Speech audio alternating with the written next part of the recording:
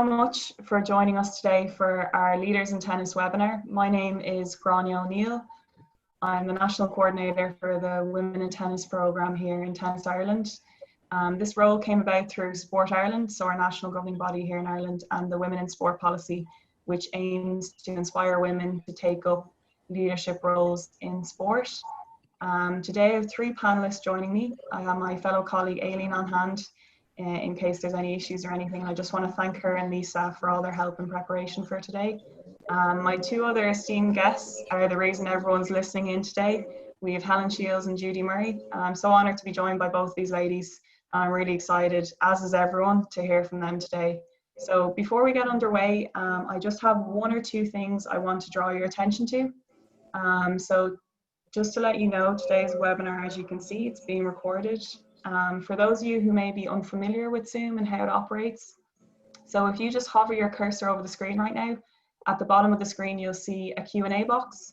So if you think of any question you want to pose to Helen or Judy throughout the webinar, please feel free to type it in there, and we have a bit of time allocated to go through some of those. There's also a section on polls. We'll do one poll in the middle of the webinar, and I'll explain that a little bit later on. But again, your answers will remain anonymous, so there's no worries. You won't be broadcasted to everyone else. Lastly, if you want to leave a comment, you can do so in the chat function. I think we have one comment there from Fergal saying hi, so hi Fergal. All right, so I just want to introduce our guest speakers here. So firstly, I'd like to introduce Helen Shields. So in 2016, Helen became the first female president of one of the oldest clubs we have here in Ireland, Fitzwilliam Lawn Tennis Club. It was only 20 years previously that Fitzwilliam had allowed females to become members for the first time. So during her time as president, Helen was instrumental in reintroducing the women's draw into the AIG Irish Open, which is our professional tennis tournament here in Ireland.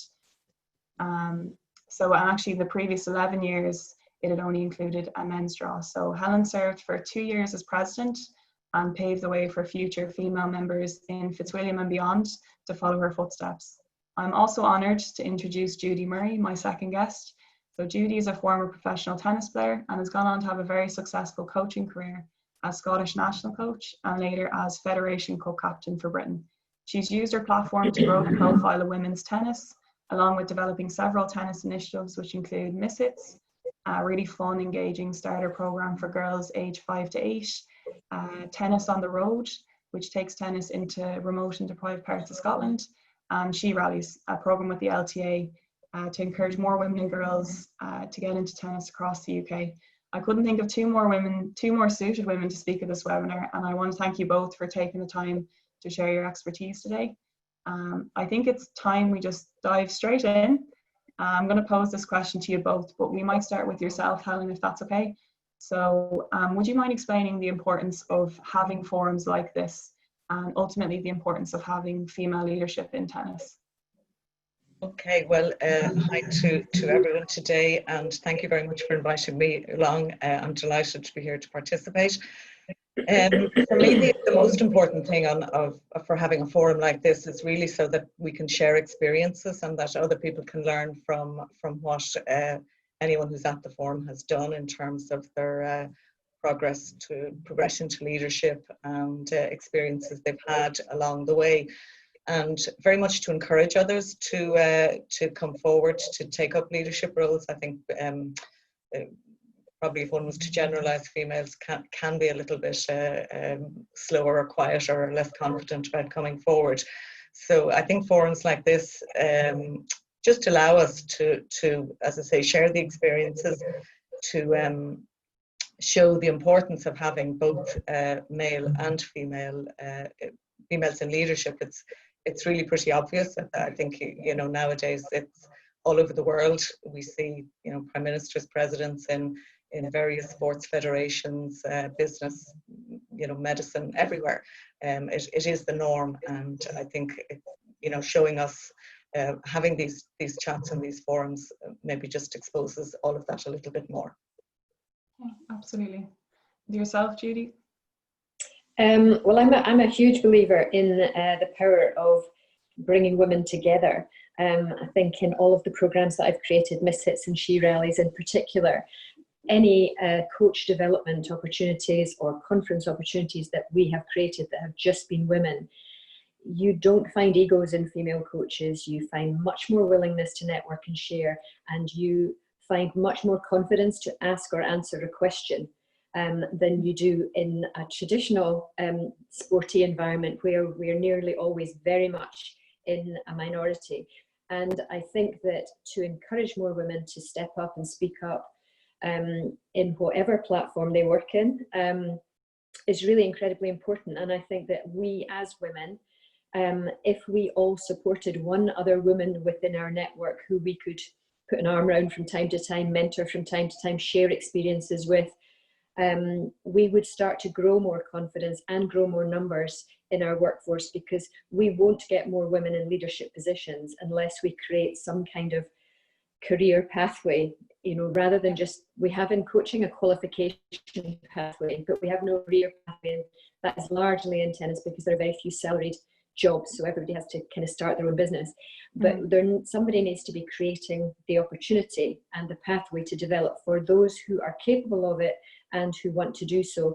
And I've been for a long time advocating that every sport has to have a female focused strand to their development strategy that is led by a woman. So the reason I'm here today is because you asked me, and you are a woman, and I love Ireland, and Irish people always have. I think they're very similar to Scottish, but whenever a woman asks me to do something, I will, wherever possible, say yes, because I remember what it was like when I was a young coach starting out, and I was in a very male-dominated world, and there was nobody to learn from, there was nobody to help, and you kind of had to do everything yourself. So I think we can all share better. So opportunities like this to come together, learn from each other, share experiences are absolutely spot on. Well done you for organising.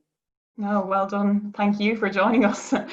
This actually kind of leads very well into my next question. So I think it's important for all the attendees to know today that obviously both of our speakers, they didn't dive straight into leadership roles.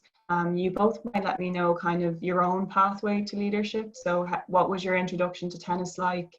Did you face any barriers, or similarly, did you have any kind of key positive influencers who kind of led you on the way to becoming leaders? We might start with yourself, Helen, if that's okay. Put you on the spot. Well, my background in tennis really started at a very young age.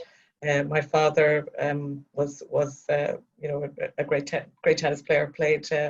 Played competitive tennis and played for Ireland and played in all the various events around the world and Grand Slams and whatever. So I'm one of 9 children. So we just grew up with tennis rackets scattered around the house, and so we all played, and that really started, I suppose, a lifelong love of the game. We all played at different levels. I certainly wasn't one of the best, but I always played it. I always enjoyed it. I played, sort of through school, college, club. It was just always part of our life, and it was very much our activity, our exercise, our social life, our friendships, and as we progressed through, to work and just at various stages along the way, tennis was always there. If you were, new job, tennis was a nice thing to kind of bring with you. New country, visiting anywhere, it gave you something. So I've always loved the game and really appreciated that I've been able to play it and continue to play it, and I'm so lucky to have it. And I think that passion for something, maybe, or just love of something, allows you to, or maybe it gives you that feeling that you can give something back, or you can get involved. So all the way through college, through club life, before I joined Fitzwilliam, I would have sort of been on committees and done the lady captaincy things and bits like that. And I also ran a small business. My background is accounting. I trained as an accountant. So I suppose all that seemed to combine to when I joined Fitzwilliam. I got involved on committee there, and I'd have to say from just for myself, and my tennis would be very much sort of social and league and that level. I would never have experienced any barriers along the way. And Fitzwilliam, in fairness, while it took a while to admit female members, from day one you were equal. There was it was one membership. You were absolutely the same as the men, and it took a while. Maybe it was a little bit unusual to see women in the club, I suppose, for the men. But really, from day one, there was never that sense that you were any less of a member. I think we just, and it took a while to grow that membership. But that was kind of enjoining. It was very easy to get involved, if you wanted to. Yeah, it was almost natural for you then. Yeah, and I would say also, obviously, a big part for me in ending up, as president of the club, I should say, having my father, very much the tennis was from him, but he also just had a huge passion for the club. He was always, pro the open tennis. He was very pro having the females in the club. I've 5 sisters, so maybe that, having 6 girls, kind of, maybe slightly influenced him in pushing that. But he was always very pro change, pro doing things. And he himself was president in the club, and as I say, played Davis Cup at Captain Davis Club. So, that was always, it was kind of there. I suppose I never really focused on it, but it would have been a very big part of me sort of coming into that role as well, just as that sort of role model there, but not in my face. Yeah.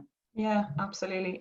Was it similar with yourself, Judy? Did you have quite a supportive upbringing for your tennis, or was it more so you pushing to play tennis yourself? No, not at all. I think my mum and dad both played. They played for the club, and they were county players, so they were good. They were good players. When I started playing, it was wooden racket era, so you had to be probably about 10 before you actually were strong enough to be able to hold the racket, and you still had the full size court, and they were white tennis balls. I think when I started, the now yellow, you didn't have the red, orange, and green that you have now. So that was how I got started, and they taught me how to play. They weren't coaches, they just showed me how to play. And as you got quite good, you then played with the older juniors at the club, and then with the adult members, and they taught you how to play the game. So the world is a very different place tennis-wise now, because that doesn't happen as much, certainly in my country. Very much a coaching culture, where kids are programmed into activities, and they go along and they have lessons and they learn how to hit the ball, and less of them are actually playing the game, which is the whole idea of tennis. Yeah. So more people having coaching, less people playing the game, which is not a great position to be in, I don't think. But that was how I got started. Played at Scottish junior and senior level, although you can really only play in the friendly internationals for Scotland. We're otherwise part of GB. And how did I get into coaching? Well, when my kids were very small, we moved from Glasgow back to Dunblane, which is where I'm from. It's a small town in the middle of Scotland. And my kids are 15 months apart, and anyone who has kids 15 months apart is perfectly mad. And I had to give up my job when I had Andy, and my car went with my job. So I found myself back where I had lived all my childhood, not really knowing anybody apart from my parents and my parents' friends, and feeling very trapped. And I went over and rejoined the tennis club that I'd been a member of for most of my life. Discovered there was still no coaches or anything really going on for the juniors. There was plenty of kids, but and I started to volunteer as a player with some of the older juniors. And as more and more of the parents asked me if their kids could join in, I started to trade tennis sessions for childcare. I did, because I had no childcare. I had no money. I wasn't charging anything for it. And we had a fantastic little clubhouse. We were right beside a park with a duck pond.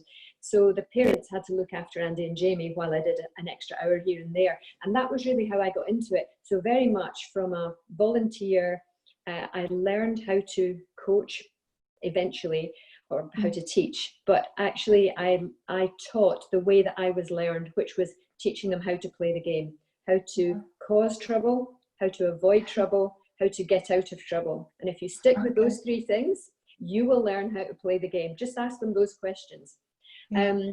And then, some years later, I was building up really quite a nice community club, doing a bit more in the wider district because there was no coaches elsewhere. So I was never stepping on anybody's toes. I was always creating something that wasn't there because there was a need for it. And that was when I started to do, I did another qualification I'd done one when I was a student and hadn't used it. That was the elementary starter one, and then did the intermediate one. And then a couple of years later, I still felt like I just didn't know enough. And a lot of the kids I was working with were becoming really good. I didn't understand double-handed backhands and topspin serves and Western grips. So I went and did the Performance Coach Award, which was a 1-year course. It was a brand new course at that time with the LTA. So I was the first woman to pass that. And I actually hated it. I hated everything was down south, miles away from home. So more traveling time, much more expense. 18 men, 2 women. I was the only part-time volunteer on it. Everybody else was full-time, working at big clubs down south. And I found it a really intimidating environment, which has probably formed why I do what I do now with female coaches. I create all women activity, because we've got to create an atmosphere and an environment in which women can thrive. And I will never forget how awful I felt the whole way through that course. Don't ask me a question. Don't ask me to demonstrate.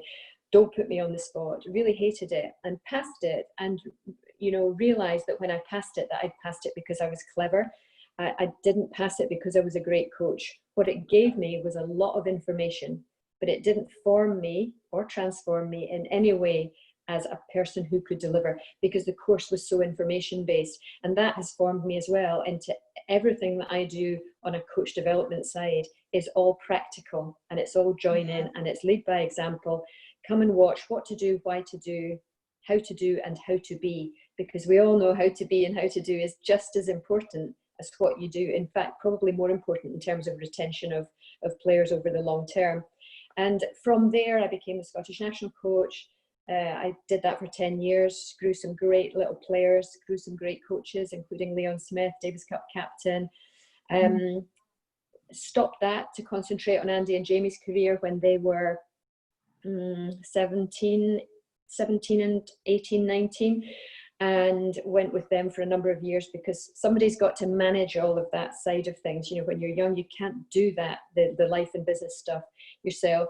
And then some years after that, I got the chance to do Fed Cup captain, which for me was a massive thing, because really up to that point, in those years from being the national coach to being the Fed Cup captain, in those in-between years, I'd really just become known as Andy and Jamie's mum. And, you know, it wasn't like I'd ever been a coach. It was just, that's the mum, or the pushy mum, which I'm not, by the way, I am not. So for me, it was a massive confidence boost to get the Fed Cup job. I absolutely loved it.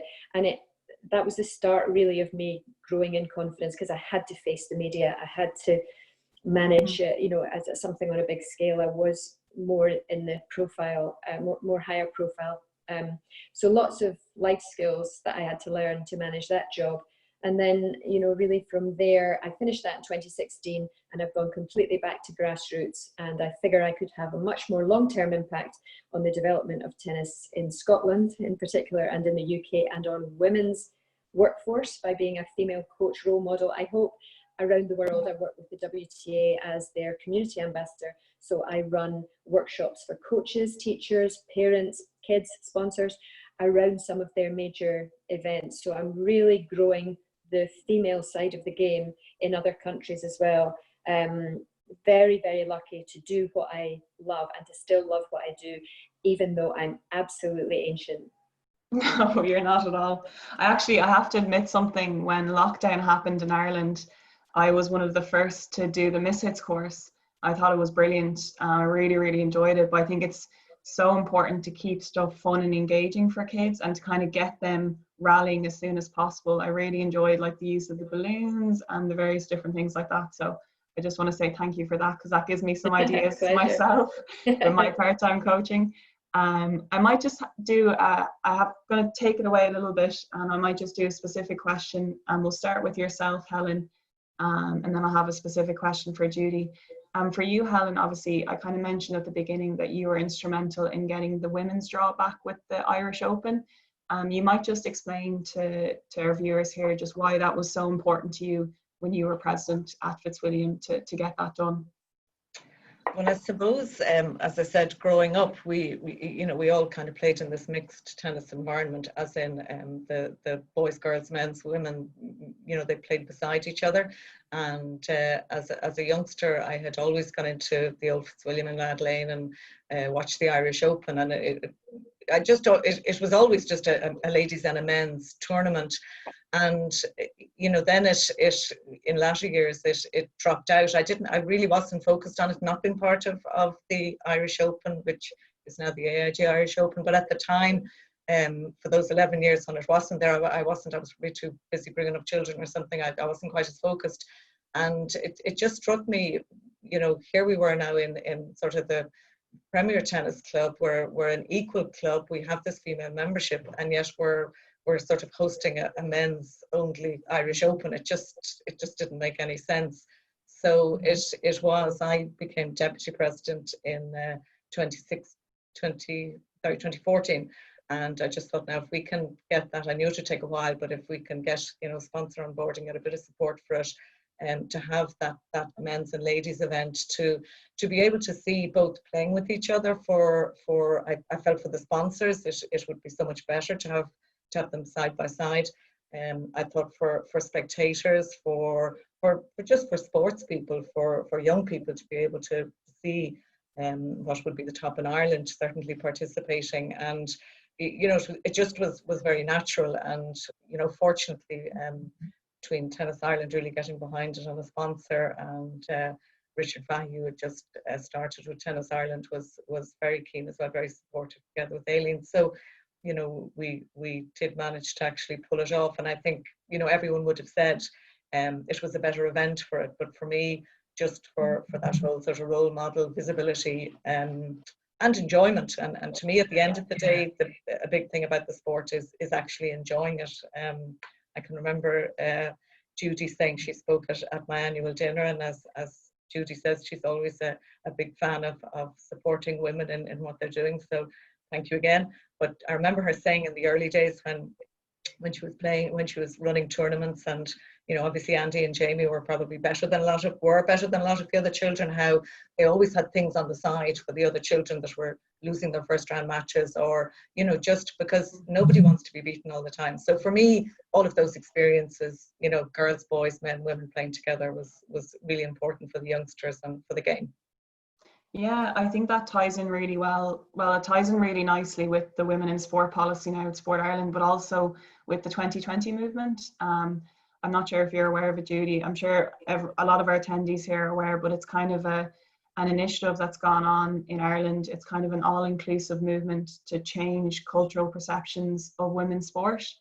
So it's just showcasing, it was an initiative, I think it was Along Came a Spider and the Federation of Irish Sport, they produced it. But it began in 2018, and its aim was that by 2020 there'd be a 20% increase in attendance, in media coverage, and in participation of women's sport. So it's this whole umbrella of 20% by 2020, so it just ties in nicely. But their big motto was, if she can't see it, she can't be it. And I think that's really important for Helen, for what she did, in the sense that any youngster coming down to the Irish Open, they could see the professional girls playing along with the men's draw as well. So I think it's really important, and I think you need to keep pushing for those kind of things, that if there is any scenarios where it's male dominated, okay, how do we introduce the women and get the women involved as well? I have a little story. It struck me when I was thinking about this and women.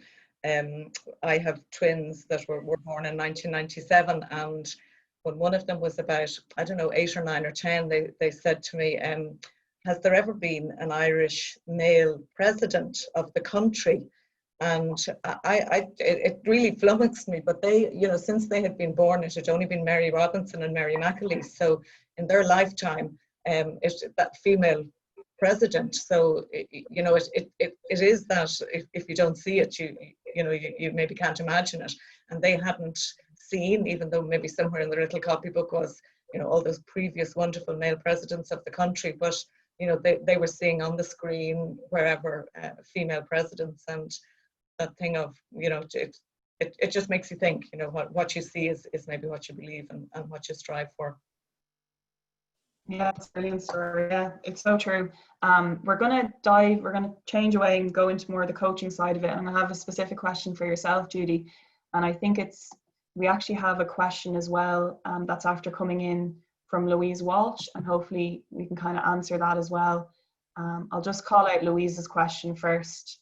So Louise asked, what advice can you give a female coach that is part of a coaching team within a club that is historically quite male dominated?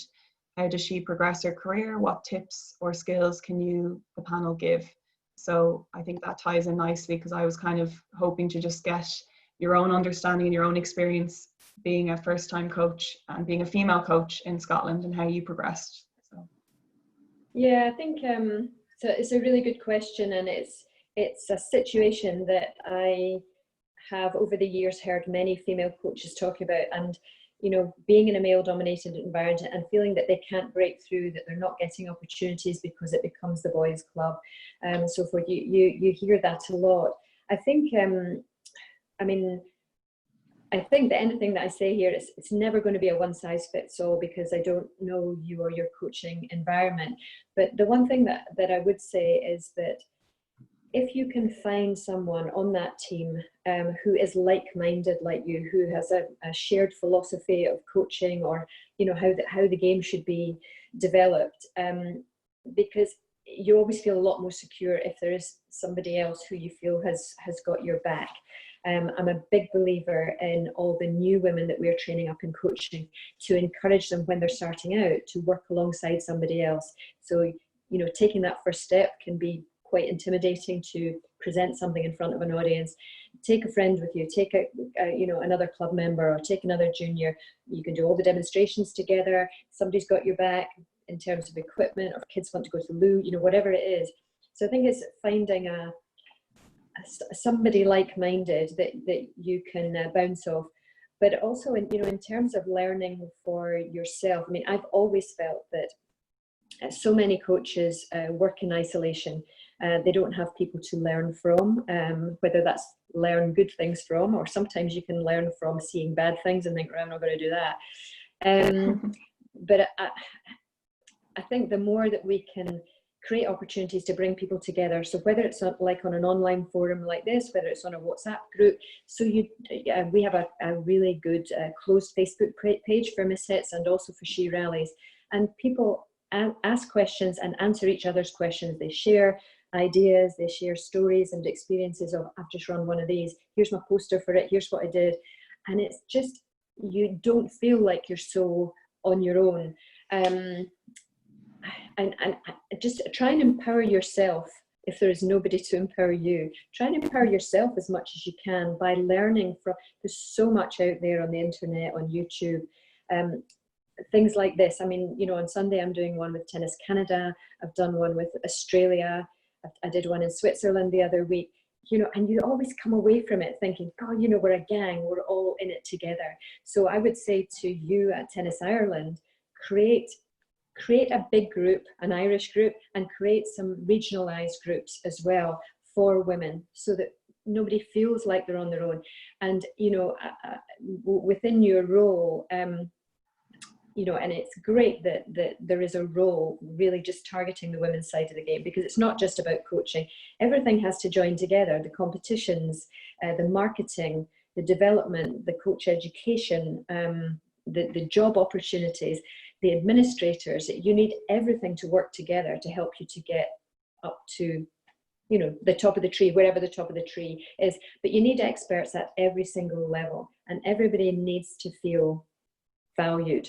So I think the fact that you have somebody to go to, which is yourself and your team at Tennis Ireland, is a really good thing. But yeah, I think small regionalized groups is great, and learn for yourself. Tap into all of these things that are going. You'll find female coaches around the world all saying the same thing, but we won't break that until we are bigger in number and we have more opportunities to develop. And somebody has to create those opportunities.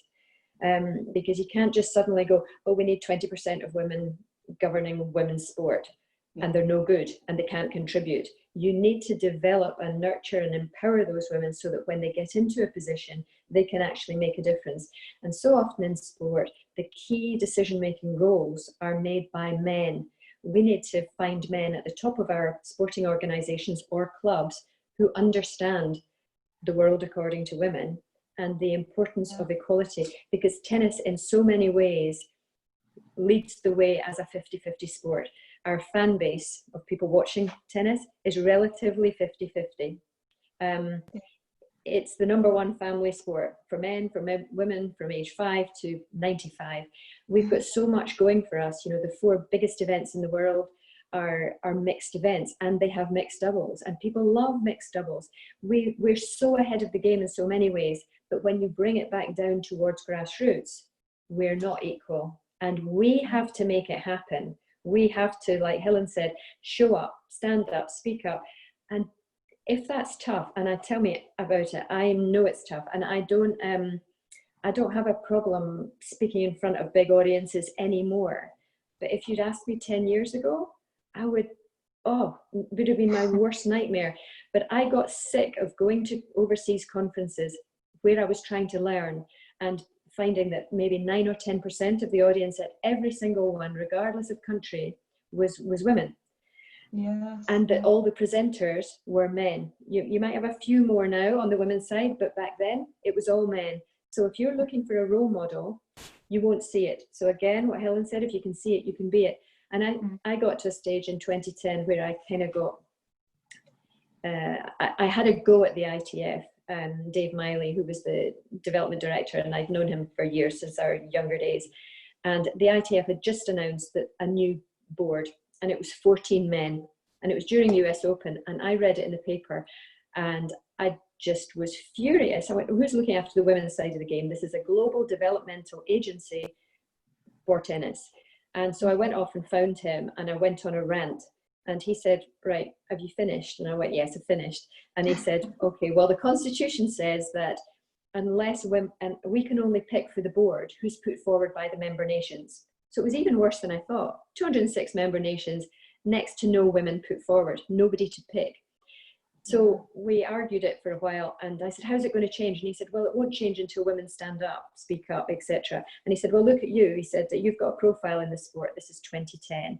And he said, as a female coach, and he said, I can't get you to speak at anything. And I went, well, no, I can't do anything like that, you know, whatever. And he turned it completely on top of me. And he said, well, if you won't do it, no wonder nobody else does. And so I went and did his worldwide coaches conference a couple of months later. I was sick for about 3 days. I was terrified. There was 1,000 people there. 10% of them were women. They were all mostly Spanish speaking because it was in Mexico.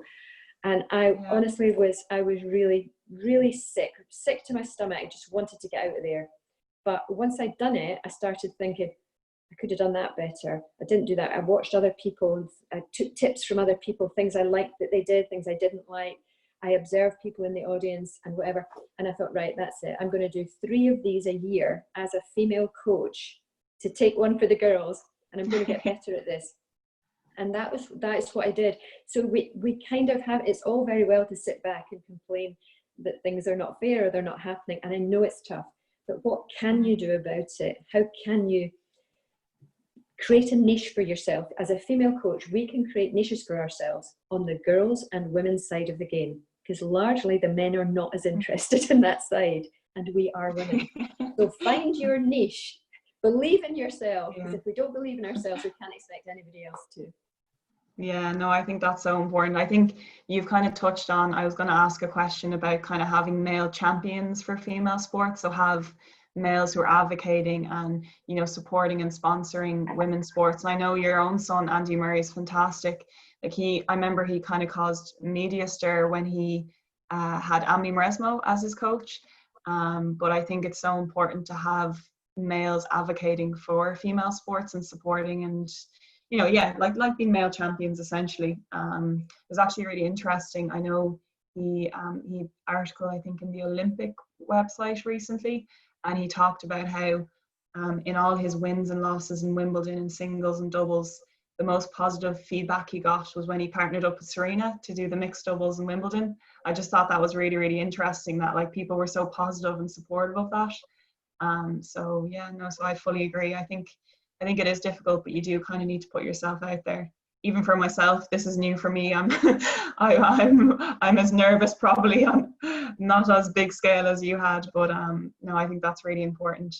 But once you've done this, Gráinne, even though you're nervous, you will feel a sense of empowerment and confidence from doing it and surviving it and doing it really well. You'll get great feedback from it, and it will encourage you to do it again. Sometimes it's that taking the first step is the toughest thing, and that's where what I was talking about before, about how we as women, we can put our arm around somebody else and say, go on, you can do it, I'll be right behind you, you know, and nudge them in small way forward. You don't take a monster step, take a little step and then another little one until you're ready to do the bigger thing. But if we never take that first step, we're just going to get what we've always got.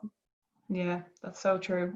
We might take a look here at the Q&A and just see if there's any questions here. So we do have one, a question. I think it might be directed towards Judy and also Helen as well. But what's the most important thing a parent can do for their daughter to encourage them in their tennis life?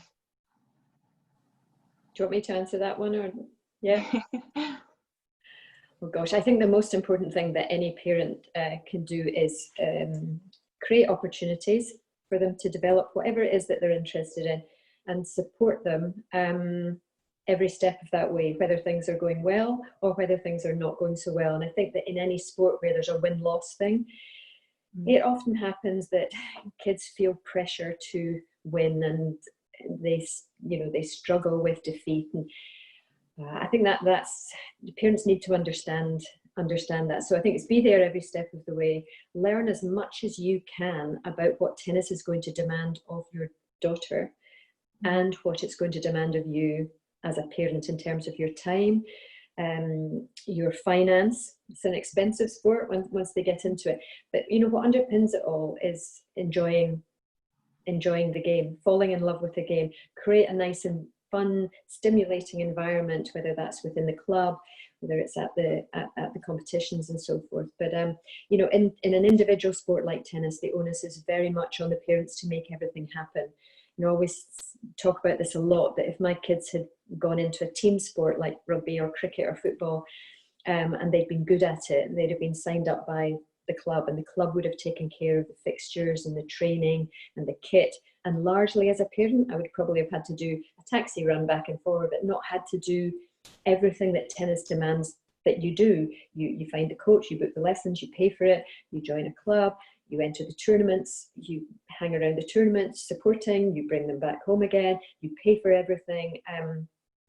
So there's a lot of onus on the parents. And one of the things that I do think we could all do a lot better is inform and support and advise parents about what the journey is going to demand of them or expect of them over the next, whether it's 6 months, 12 months, 2 years. Because I would have to say that when I got involved in it with my kids when they were very young juniors, it was just an adventure. And I played tennis, but the tennis world was very different from when I played. And I had absolutely no idea what we were getting into, and the stresses, I suppose, financially massive, socially, and also laterally, maybe educationally for the boys, when the tennis starts to get in the way of the schooling or the other way around. But the importance of the balance between fun, social part of your life, educational part of your life, and your tennis or whatever hobby it is that you do. So that's probably a very long answer, but as a parent, try and learn as much as you can about the sport so that you can help her as much as you possibly can in what tennis is going to demand of her, but make sure it's fun. Yeah, I fully agree. I think even from my own experience, like just having parents who are very supportive, and no matter, like, the big thing my parents always used to say was, win or lose, did you try your best and did you learn something from it? And I always kind of look back at probably my worst moments in tennis were my best learning experiences. So I think it's just important to note that, like, it doesn't all have to be roses and fairies and everything's perfect. You get a lot more experience from the losses sometimes than the wins, as heartbreaking as they are. But yeah, we'll go. I think we have a couple more questions. Oh, we've a good few more questions that are after coming in here. We'll go maybe. Oh, this is an interesting one. It's after coming in here from Marie Gleason. So she's after saying, really interesting conversation, ladies. Andy is such a positive ally for women in tennis. How do you approach role modeling for your sons, Judy? Was it a discussion-based approach or action by Judy as they grew up? A role model approach. Can you just say it again, Gráinne? I'm not. No worries. Yeah. So understanding it. So just she said that Andy is such a positive ally for women in tennis. So did you approach it? How did you approach role modeling for your sons, Judy? Was it a discussion-based approach? So did you have a chat to them about being advocates, or was it just kind of by your own actions they then became advocates? Okay. Yeah, sorry, I misunderstood. I thought you meant when they were small, finding role models for them to follow it.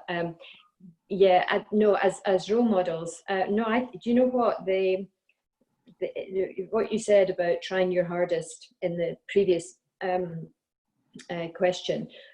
For me, that was the most important thing as a parent, that you try your hardest to, win or lose, you try your hardest, because we're putting ourselves out to create the opportunities and for all these things. I don't care if you win or lose, you try your hardest. And I think that my kids have always worked incredibly hard at what they do. They had an ability or a talent or a skill. They had opportunity, they took the opportunity, they worked hard, and they got to the top of what it is that they wanted to do. And but I think, as a parent, for me, I'm just gobsmacked at how grounded they still remain in the world in which they operate, where it's very easy to get carried away with fame and divaism, etc. But they've remained hardworking and humble and polite, and they give back to the game. They both still study the game inside out. It is their career. You need to know what's happening within it and with all your competitors in it. And and they give back. Jamie at the moment he's working on a kind of behind closed doors tournament for the 8 top British players. He's done it all off his own back with the help of a friend of mine who's she's actually the agent of Martina Navratilova, so she knows the tennis world inside out. But between the two of them, they have created this opportunity, and so he's learning brand new skills, and he's giving back. He's giving back to the game. And he speaks out on all sorts of things. He's very measured when he speaks. He studies everything very carefully and forms good opinions, I think, on things, and tends to come across well in the media now that he's 33. Whereas, when he was 18, 19, it was like a nightmare for him. You're always scared to say the wrong thing. And if you say the wrong thing, they crucify you for it. Yeah. But, I would never, ever have had a discussion with them about being a role model. I suppose I think they're very grounded. They appreciate everything that they've got. They are similar to me in the sense of, I hate unfairness. I hate arrogance. I think, and so you do what you feel is the right thing for you, but I don't think they have in any way gone out of their way to say, I want to be a role model. It just happens. Yes. People like you, they admire you, the way that you conduct your business, and it's over a long period of time. It's not like you just suddenly say something nice and then that's it, you're a role model. You actually have to live and breathe it. You built it up over time. Yeah, definitely. We have one other question, we have a couple more questions, but I might aim this one at Helen, if that's okay. So there's a question after coming in from Julie saying, I find as a female, a lot of young girls play sports. However, as women grow older, how would you advise to continue to motivate them to stay involved in sports, particularly after a set of knockbacks, be it loss, matches, etc.? So from your own experience, how do you keep staying involved in sport and keep playing tennis? I know you still play tennis and golf. Yeah, it's a really difficult one because I think, you know, when I was growing up, we really did get a huge amount of enjoyment out of it. I would have been less competitive, and so therein maybe lies the answer. I think you know, if you're working really hard at something and it's very competitive and there's a lot of coaching, which to me is, I think the game of tennis has gone very that way, which is fine. But you know, it's going to be for the more competitive players and the people that are really trying to achieve those heights. I think it's a struggle. I you know, look around me and our own experience with my children growing up, and you know, they all sort of dabbled at and played all of the sports. But to me, I think that fun element, just keeping that enjoyment in it, is the real challenge. And probably going back a bit to the like-minded, you know, if you can kind of keep them involved maybe in groups that will play at a level and make it fun at that level. And I'm killed saying to youngsters, you know, or anyone that will listen, you know, we really, sport is a gift for life. If you can find, and it doesn't have to be tennis, you know, tennis was great for me in terms of I've you know, I've lifelong friends out of it. I've got more out of it than I ever put into it. But any sport is such a gift. So I think there is a real challenge. I don't have the answers, but I would say for that, certainly when these children seem to teenage years, there's a lot of other distractions, I suppose. But I think if we can get some of that fun back into it, enjoyment in whatever way you do it, that is the key to them, you know, particularly if they're not, you know, maybe aspiring to be the next, you know, Wimbledon champion. Yeah, absolutely. I think there's Phoenix tournaments in Ireland right now, so it's kind of bringing in more of like informal competition, keeping it fun, keeping, you know, no matter win or loss, you're going to go out there and play a few matches, enjoy it with your friends. Like, I think that's really, really important.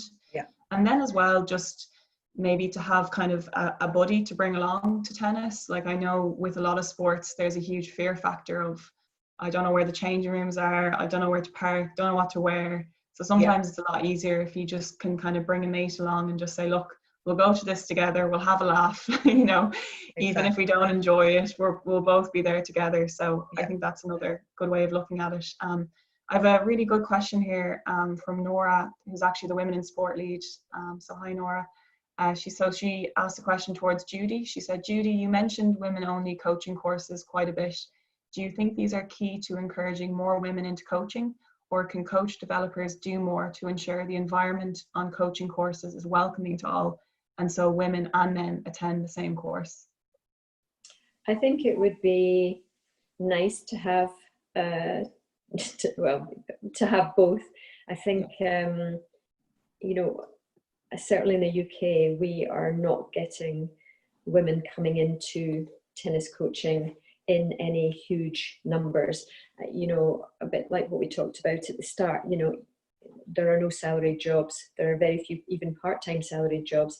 So you're really having to start your own business. So, you know, and if you go along to something that's maybe to have a look, you know, even if it's a kind of a starter taster course, if it's completely dominated by guys, and many of those guys are young lads who play well, and they think, oh yeah, you know, that I am the best because I can play well, and they take one look at you and they think, oh, you can't play very well, or you're a little bit out of shape, or you're a little bit old, and you kind of get dismissed. And I can't tell you the number of women who have told me exactly that, and they won't go back. So therefore there has to be something that says, this is just for women, you know, until we get our numbers up and till we can put our arms around, you know, more and make more things happen. But I also think the second part of that question is a really good one.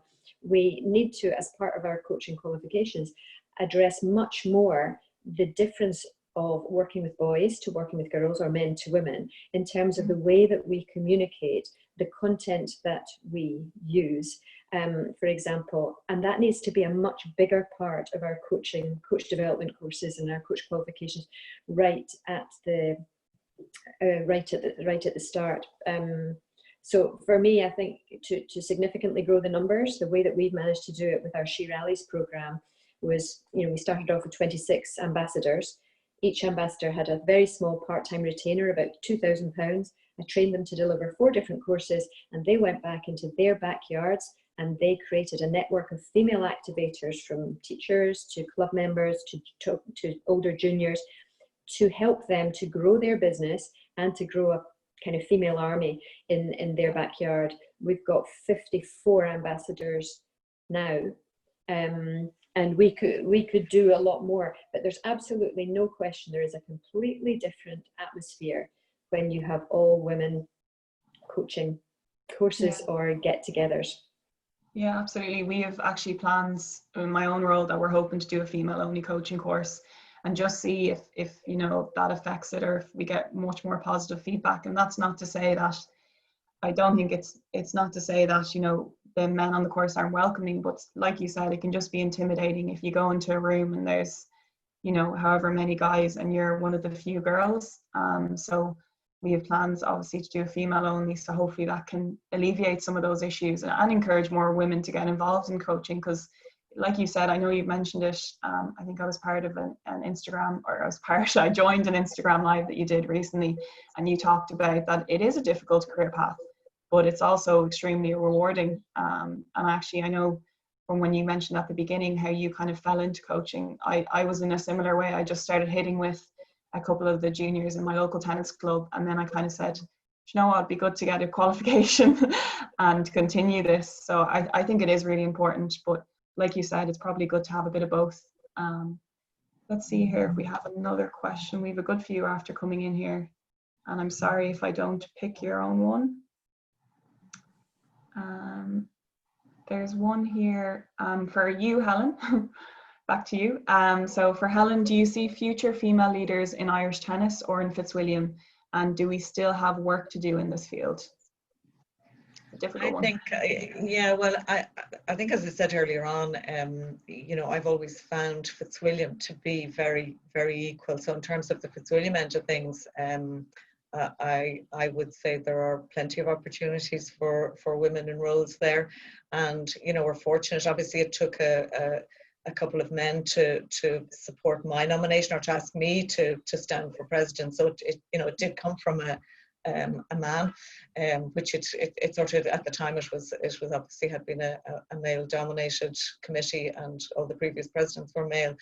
But I think in a lot of environments there is, certainly if you're speaking about Fitzwilliam, it's I think it is easy enough, and I would see plenty of roles. And I think women have an awful lot to, as men do. I think you need both in everything. You know, you need diversity, you need different opinions. I think we bring very different things to the table. So I just think it's really important. I think it's natural. I think anyone in this day and age that thinks, you know, women can't do this or men can't do this, obviously we're different, but we are equal. So, you know, to me, it just is a no-brainer that we you know, that we stay involved. It probably needs, and it does come back to that confidence thing, for women to put themselves out there maybe a little bit more if that's something you want. And also, you know, to make sure, I think, as Judy said, you know, there's people there that will support you. I had huge support in Fitzwilliam, and it was, you know, both male and female, but I'd have to say the female membership really, you know, they wrote to me, they phoned me, they messaged me, and, you know, before I became president, and just kind of said, we're really behind you. So, you know, there was that sense that, you know, there was a whole body of people there wanting you to succeed, helping you, and, you know, offering, you know, help, advice, support, whatever. So, you know, that makes a huge, huge difference as well. So yes, I do think there's plenty of roles, and maybe we need to sort of seek out other people. You know, I feel you do. Looking in the club, and certainly in my time being involved, you did sometimes have to search out females a little bit more. Probably, as I say, the female membership is smaller, but, you know, we maybe are that bit shyer about putting ourselves forward. So I think to encourage and to seek out people that would be, and just sort of say, we'll be there for you, we'll be there with you, but we think you'd be really good at this job.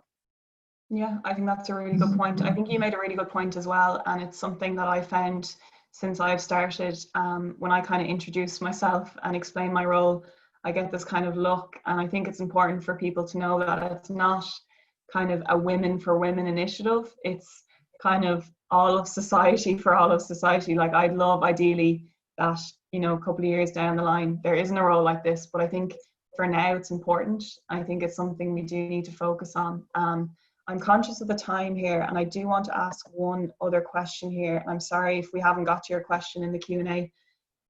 There is one question. So I know we have obviously a lot of attendees today who play kind of key roles in their own clubs. We have some women in sport leads from other sports in Ireland. So I just wanted to ask both yourself, for both Helen and Judy, kind of what advice would you give tennis clubs, federations, any sporting clubs, just a general, any kind of advice you'd give to encourage female engagement? If you were to think of one little takeaway, what would you both say? We might start with yourself, Judy. A general question, difficult one to.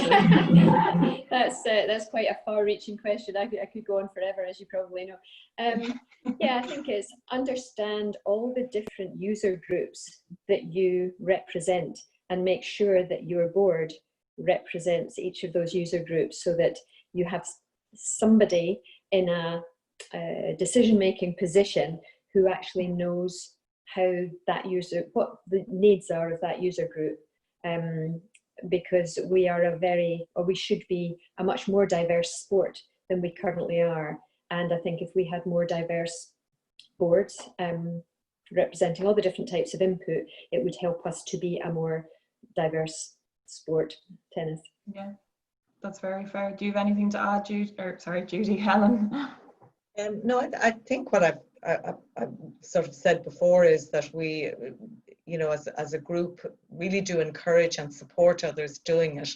I'm not an advocate of that sort of women for women's sake, and that, you know, you must have that percentage on the board. You know, you need to be, you know, the right person for the position. I think it's really important, and there are women out there that are very good, but I don't think we should have women for women's sake. I think we need to have the right people in the right jobs, but obviously women can do those jobs. So I think seeking, you know, for my own case, I didn't put myself forward as president of the club. I would never have dreamt of it. And, you know, I sort of laughed when the particular member in the club said to me, you know, I'd like to nominate you. I said, well, that's a joke. Who are you really thinking of?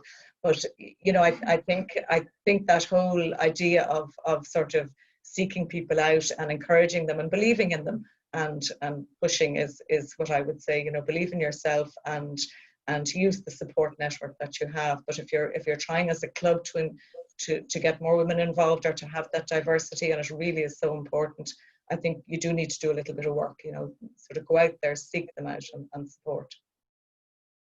Perfect. We're coming up to the end here. Unfortunately have a lot of questions coming in. Let me try and pick maybe one last question if you both don't mind. Okay, I think we might give this one to Helen, and then we'll have one last one for Judy. So there's a question for Helen here. It's from Caroline. So she said, thanks for a great session. For Helen, what is one thing you learned from tennis/sport that has helped you, well, it says in your current leadership role, but whilst you were president at Fitzwilliam? Oh gosh, one thing. I think probably just that ability to sort of mix and listen, you know, to sport is, you know, there's the winning, the losing, the fun, the taking part, why you're doing it, and the friendship. And I suppose I would have taken all of that into my role and loved it. I think if you have a passion for something and just love it and enjoy it, you will bring the best of that to your role. And I don't think you can do something like take on, you know, be it a presidency or a chairmanship or chief executive role or whatever it is, be a leader if you don't believe in what you're doing and love what you're doing. So, you know, I would say that's what I had in tennis, and it just sort of naturally transferred into the role. Perfect. Do you have anything else? We might have to finish it up here, and I'm very sorry for anyone we didn't get to your question in your Q&A. But Judy, we might just finish up with yourself. Do you have anything to add maybe for anyone who's perhaps kind of sitting on the fence about getting involved or becoming a coach, do you have any kind of parting words that'll hopefully give them a bit of encouragement, get them off the fence? Oh yeah, yeah. Look, if you love tennis and you want to get involved, jump in, find something, go with a friend. I think we've all said that. Go with somebody if you feel a little bit uncomfortable going on your own. Find out what it's all about. Dip your toe in the water and then dip it a little bit further. Sometimes the first step is the hardest one to take. And I would say that understanding what tennis will demand of you as a player, whatever level you're at, have an understanding of that. Understand your audience, whether it's 5-year-old kids or whether it's the ladies first team, whatever it is, understand your audience so that you know how to communicate and how to create the content that is right for your audience. It's all about adapting to that and keep learning. There's so many ways that you can learn. We spoke about that before. And develop a thick skin. Be prepared to fight your corner. And if somebody brushes you off, don't be brushed off. If you believe in what it is that you are trying to get across or where you're trying to get to, come back. It's resilience for me. And I think that's been a big thing for me. It's like, or actually, if you see something that needs to be done, don't wait for somebody else to do it. Get off your butt and do it yourself. We need you, ladies. Yeah, absolutely. I think we might have finished. Could I just add one thing, just final thing in terms of getting involved in leadership? When I was asked, as I said, to become president, and I really hadn't thought about it, I did go and speak to my dad, who was about 90 at the time, and I said to him, I've sort of been asked to be nominated for presidency, and he said that's great. And I thought he might be a little bit more surprised, but he wasn't. And then I said, but I'm just, I'm not sure. I'm kind of questioning. I'm wondering. I haven't done a role like this before, and and he just said to me, well, why wouldn't you? And I thought, that's we can kind of hold ourselves back, or just put up our own barriers. And I really thought, why wouldn't I? Because I'm nervous of it, because I'm afraid of it, because, so I just think, sometimes we do need to ask that question of ourselves. And I would say, you do afterwards. I was so glad I took on something that I maybe wasn't comfortable with and nervous about in the beginning. I got so much more out of it and enjoyment out of it and learned from it and grew with it, I think, than I could ever have imagined. So I would say, go for it. Yeah. Yeah, you're so right.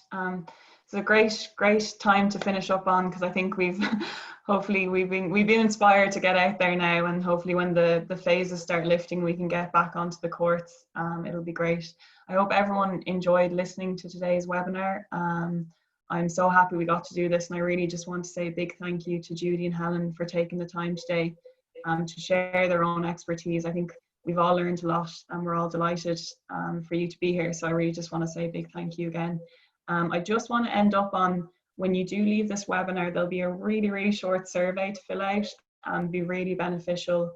If we could just get any feedback you have, positive or negative, we'll take it all on board. And with that being said, just thanks everyone for joining in, and hopefully we can do a few more of these in the future. So thank you. Thank you, Gráinne. Well done. Nice to see you, Helen. You well too, done, Judy. Bye, everybody. Bye. Bye.